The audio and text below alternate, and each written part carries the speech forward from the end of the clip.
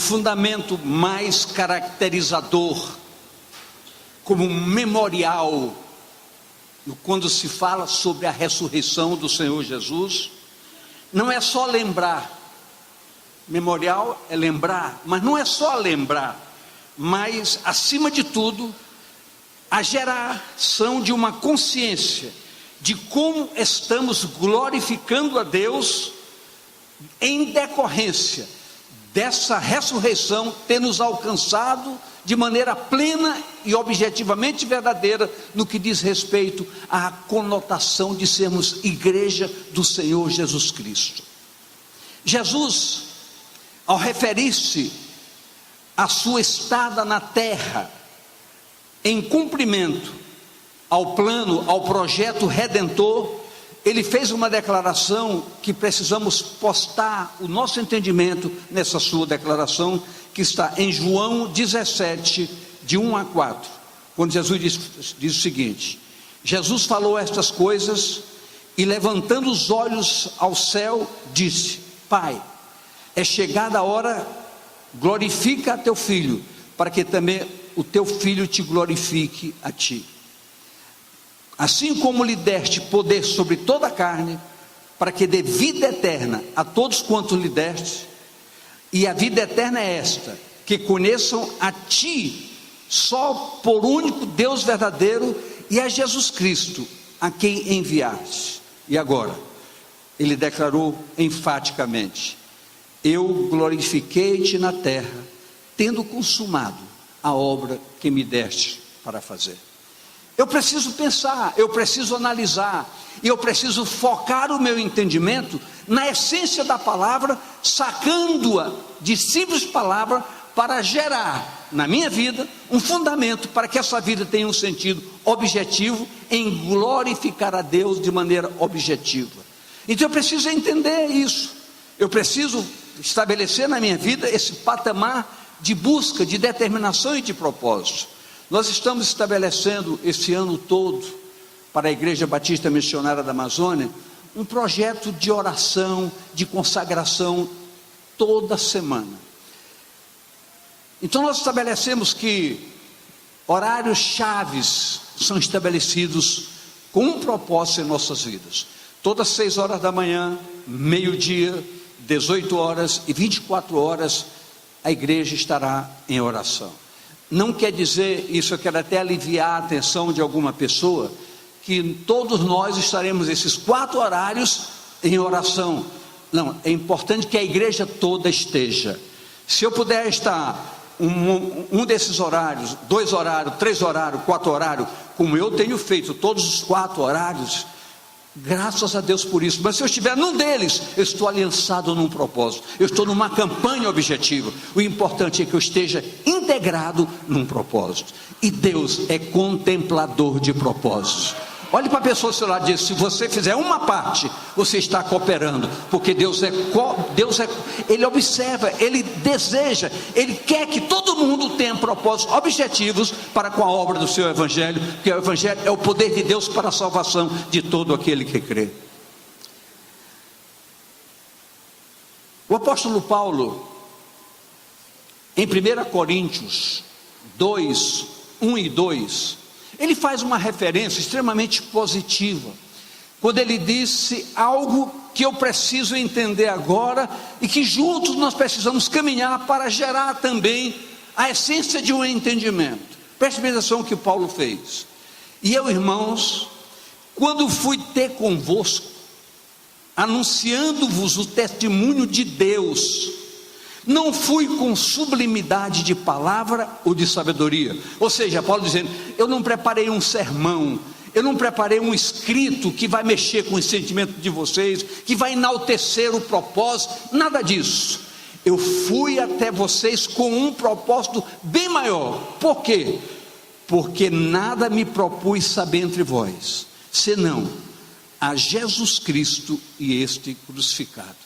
O que o apóstolo Paulo está dizendo é que ele parou, abandonou todos os seus pensamentos, todas as suas ideias, toda a sua intelectualidade foi deixada de lado para um propósito. Ele queria trazer do alto uma revelação que lhe permitisse entender o sentido da cruz, a razão da cruz, o porquê Jesus morreu e porquê Jesus ressuscitou. Então ele precisava entender que todo pecado gera consequências. Diga a pessoa do seu lado: todo pecado gera consequências. E a consequência do pecado maior é a condenação.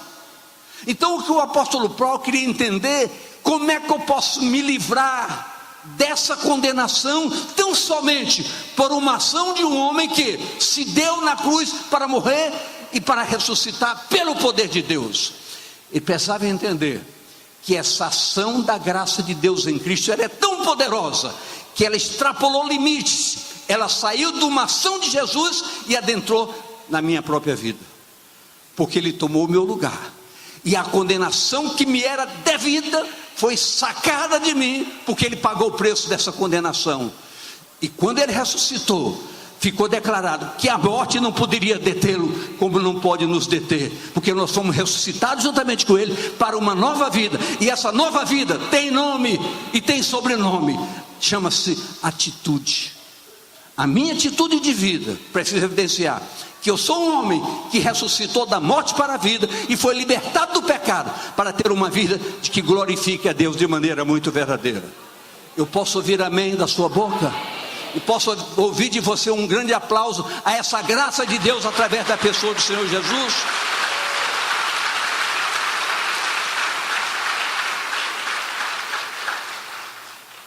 O apóstolo Paulo então ele declarou: eu decidi. Queridos, se nós não decidirmos ter uma identidade, daí a nossa campanha chama campanha da identidade. Se nós não decidirmos ter uma identidade de que somos homens e mulheres de Deus, nada adiantará. É como Paulo disse na sua primeira carta aos Coríntios: se Jesus Cristo não ressuscitou, vã é a nossa fé, nula é a nossa fé, perdida é a nossa expectativa. O sentido objetivo da ressurreição de Jesus foi e é a base de sustentação do próprio Evangelho. O Evangelho se sustenta no poder da ressurreição. Olha o que nos diz Filipenses 3, de 7 a 11.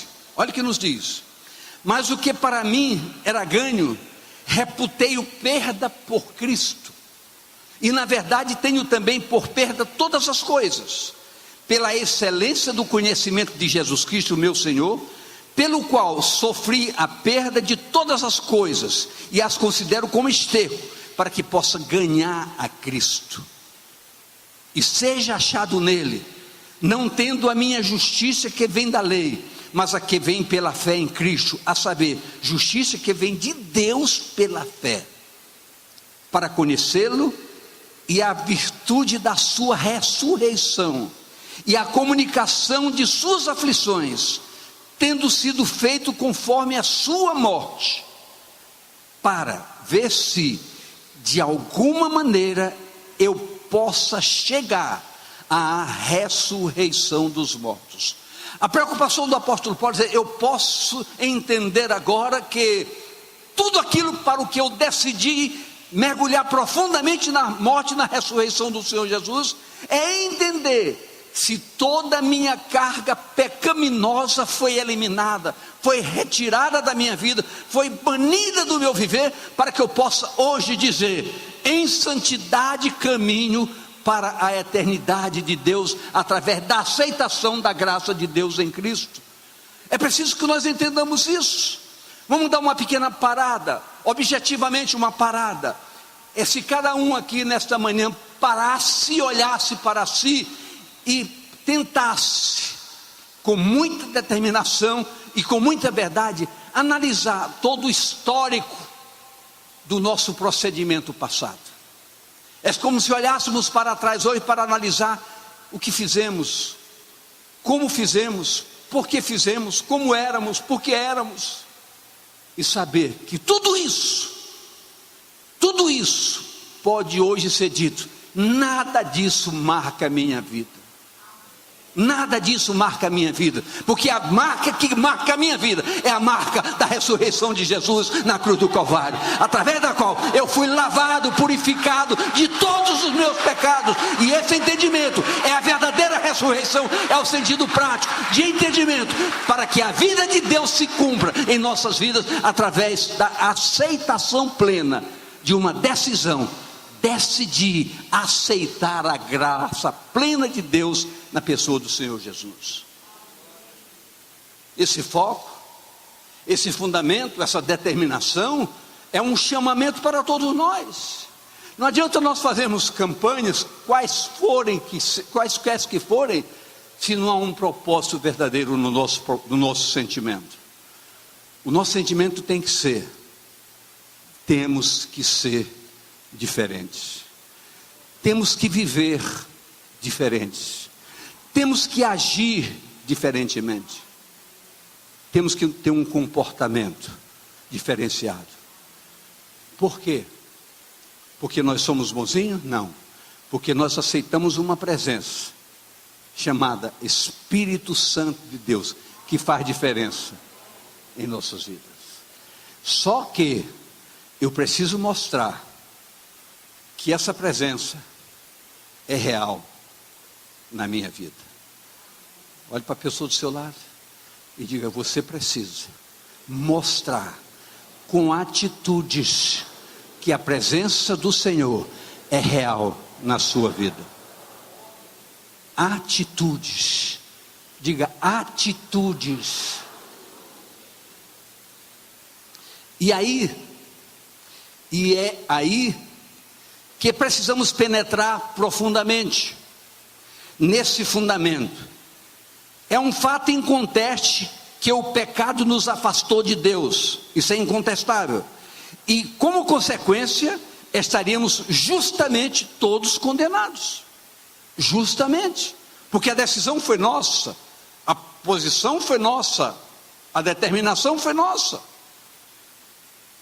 Deus em Cristo estava punindo o nosso pecado, encravando-os na cruz, e na sua ressurreição, diga ressurreição, trazendo a proposta da nova vida. Que vida? Nova vida. Você já ouviu isso não sei quantas vezes, mas eu gostaria que nesta manhã você ouvisse de maneira diferente. 2 Coríntios 5, 17 e 21, que diz assim: assim que, se alguém diga, se eu estou em Cristo, eu sou uma nova criatura, as coisas velhas passaram, eis que tudo se fez novo na minha vida.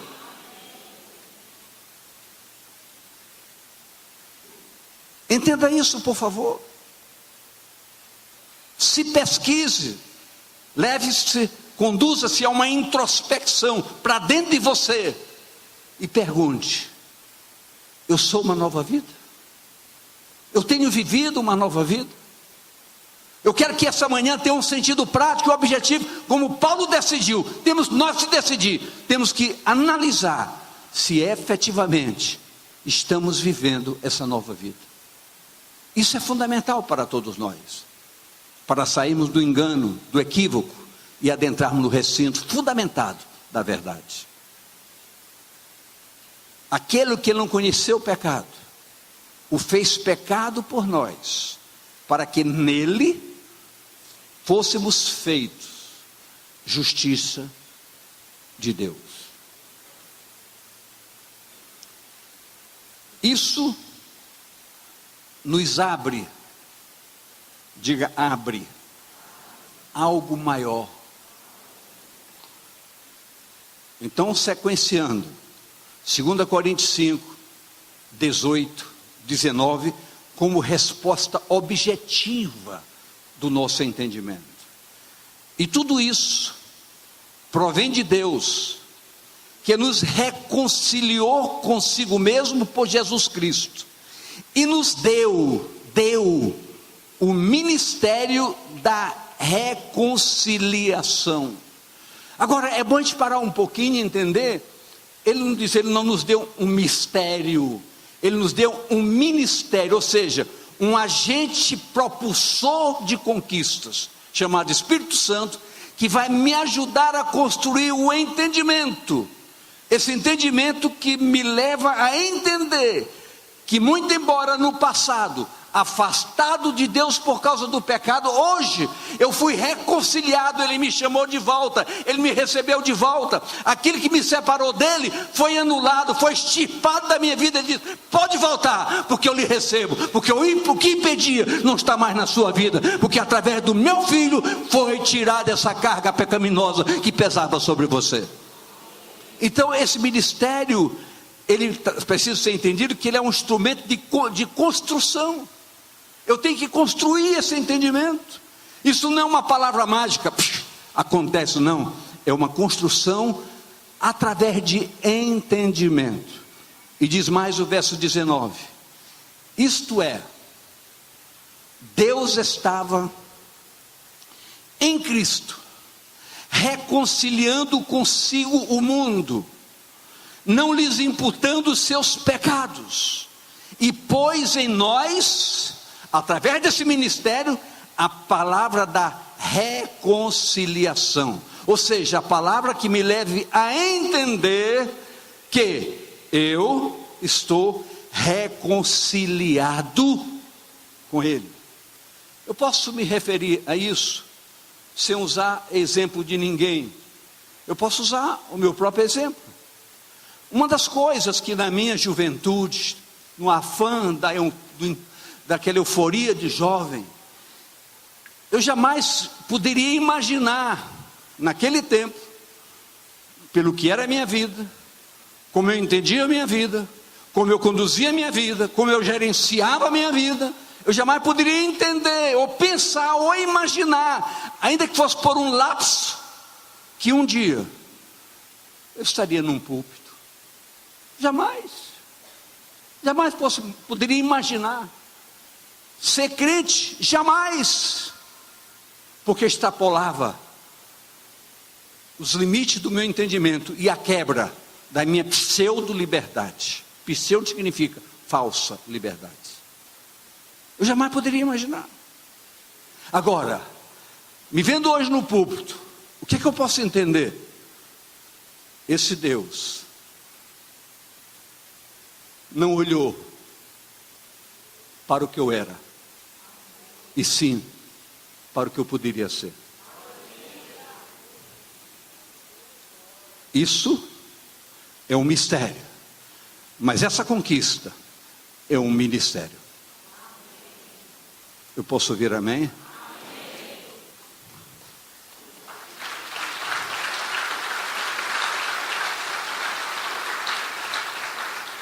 Esse fato, igreja, consolida todo o entendimento, sobre a isenção do pecado, ou seja, a retirada do pecado, para todo aquele que tem em Cristo Jesus,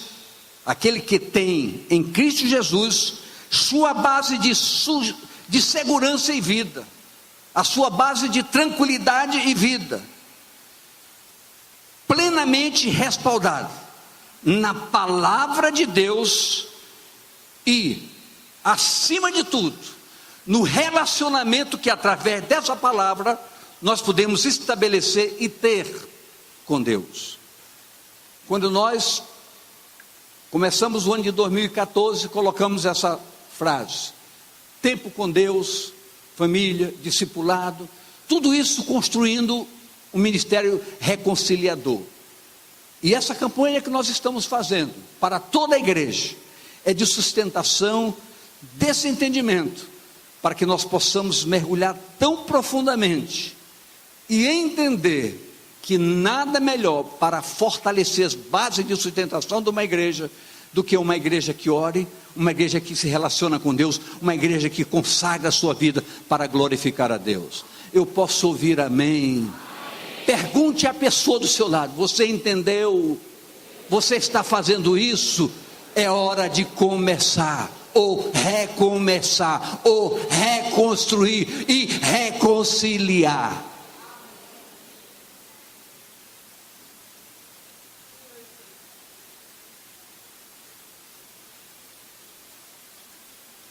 Então, queridos, é lógico que quem ressuscitou juntamente com Cristo participa efetivamente da nova vida.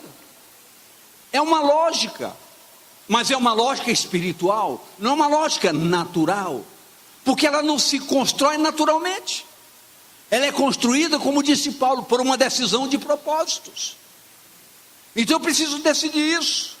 Eu preciso decidir que eu não posso mais ser taxado como um homem qualquer. Eu decidi entender que eu preciso ser visto como um homem de Deus.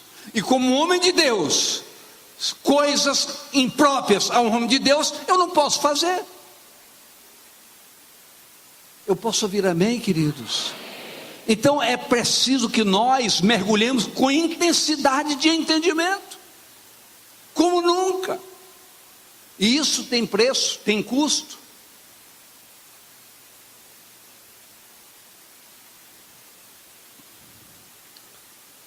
Nova vida juntamente com Ele, e nos leva a testemunhar que verdadeiramente morremos para o pecado. Isso é uma guerra de todo dia. Ao você acordar, já lembra, eu sou diferente. Então certas atitudes suas têm que ser deixadas de lado. Nós temos que mudar, nós temos que gerenciar, nós temos que reconstruir o entendimento que estamos reconciliados com um Deus santo. E como tal, nossas atitudes, nossas reações não podem ser mais as mesmas.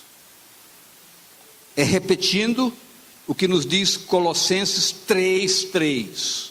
Grave bem em vermelho: porque já estáis mortos, e a vossa vida está escondida com Cristo em Deus. Isso significa o quê? O que é que significa? Se a minha vida está escondida com Cristo em Deus, quem me olha tem que ver reflexos divinos.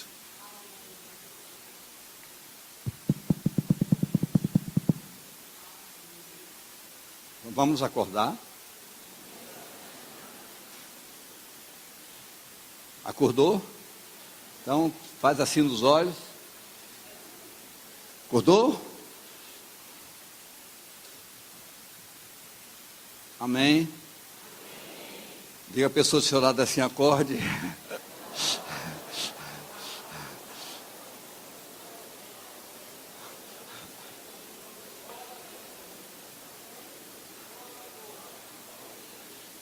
Olha, o pastor Elton está indo além. Levanta-te, tu que dormes, e Cristo te esclarecerá.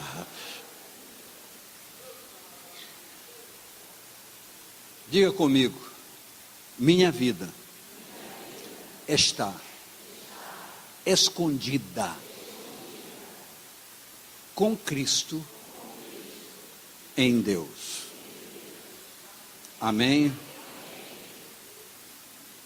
Paulo precisava entender isso. Ele achou-se de maneira provocativa numa condição de precisar entender, como um fundamento, ao ponto desse maravilhoso detalhamento em sua epístola aos Colossenses, se aprofundasse a essa dimensão do que nós lemos aqui nesta manhã. Então ele precisava disso.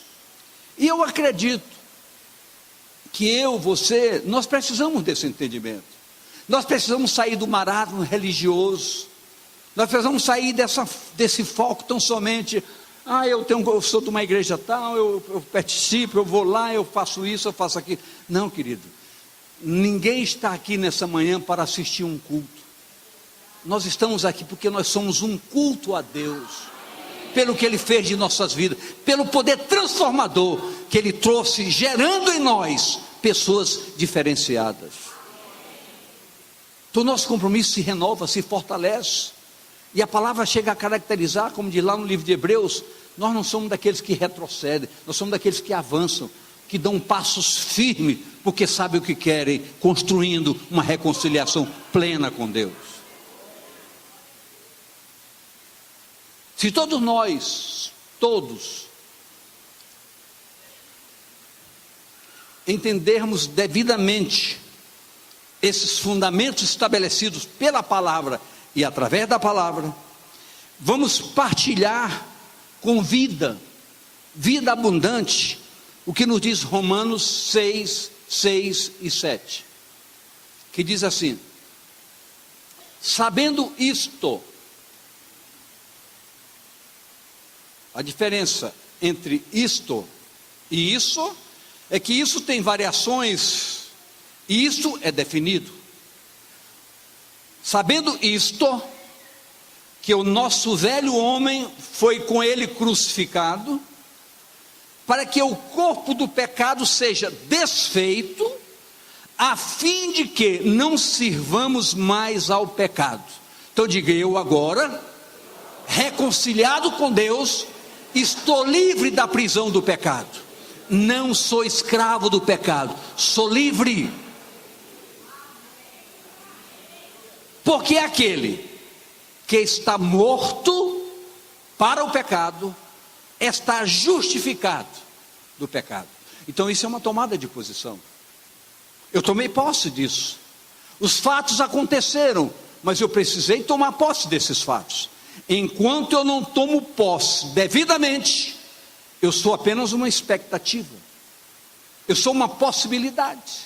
É por isso que nós perdemos a visão condenatória. Olharmos qualquer pessoa gravada no pecado, temos que olhar essa pessoa e dizer: é uma esperança, é uma possibilidade, porque a partir do momento que ela conheça a graça de Deus, ele está habilitado para abdicar do pecado e ter uma nova vida. Então nós não podemos condenar, nós temos que falar a verdade, nós temos que testemunhar. Quando Jesus disse: glorifiquei-te na terra, consumando a obra que me deste para fazer, ele disse: eu falei de ti, eu testemunhei de ti, eu declarei quem tu eras, e me revelei como quem temia a ti e te honrava. Jesus fez isso. No mínimo, temos que imitá-lo, no mínimo. Se justificados, não somos devedores, e sim livres. Na conversa de Jesus com Nicodemos, no capítulo 3 de João, Jesus foi enfático, categórico, decisivo, determinado. Em verdade te digo, que se alguém não nascer de novo, não pode ver o reino de Deus. É por isso que asseveramos: religião não salva ninguém, compromissos religiosos não salvam ninguém, ativismo religioso não salva ninguém. O que salva é a posse do Salvador. A posse do Salvador, pastor Gerson, é que nos salva. É o apropriarmos-nos de algo, e esse algo tem nome e sobrenome: Jesus Cristo. Isso forçosamente nos cobra o que dissemos há pouco, em 2 Coríntios 5,17: quem está em Cristo, nova criatura é, as coisas velhas passaram, eis que tudo se fez novo. Novidade de vida, novidade de espírito. Isso é categórico, isso é fundamento, não é uma história, é uma essência. Em decorrência de tudo isso, precisamos ter o alcance da preciosa verdade do Evangelho. O grande segredo da abundância de vida que o Senhor Jesus tem para todos nós. Ele não nos ofereceu apenas vida, ele diz vida em abundância, ou seja, extrapolando os limites naturais. Porque a vida natural tem momento que ela satura. Nós mesmos estamos saturados. Por que que a devassidão chama devassidão? Porque ela nunca satisfaz. A devassidão nunca satisfaz. Ela vai se agigantando cada vez mais. A pessoa buscando mais satisfação, porque nunca satisfaz. E quando a palavra diz, eu vos dou vida em abundante, ele está dizendo, eu vos dou uma vida que vos satisfaz. Vida que nos satisfaz. É a graça da vida, compartilhada em plenitude. É como diz a palavra, Cristo em vós, esperança da glória, da vida eterna. Por quê? Porque essa palavra já nos satisfaz. Ela já nos leva a um alcance maior, a uma visualização maior, a um decreto maior, a uma postura maior, a uma dimensão bem maior. O que isso significa? Para concluirmos nesta manhã, o próprio Jesus nos ensina como, dizendo que a nova vida demanda humildade para aceitar as coisas de Deus como elas são, mansidão para se deixar domar, justiça, atitudes,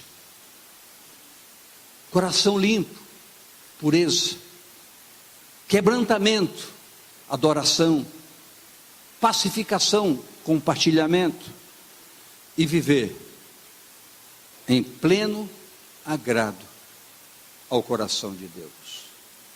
Se você entende isso, entenda que Jesus parou para reunir toda a massa que o seguia para declarar isso no chamado Sermão do Monte. Jesus estava ali resumindo toda uma história dizendo, se vocês querem me seguir, estabeleçam patamares, programas para a vida de vocês. E o que eu quero dizer nesta manhã, pedindo que você se coloque de pé,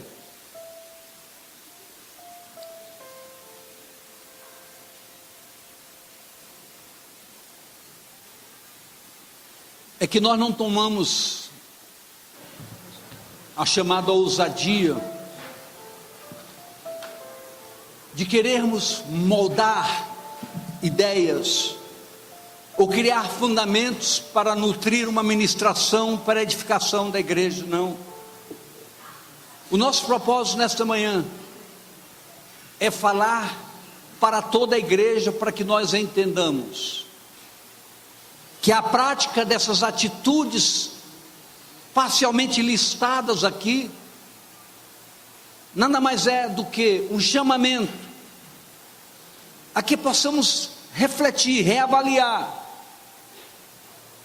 se a ressurreição tão celebrada neste dia por toda a face da terra.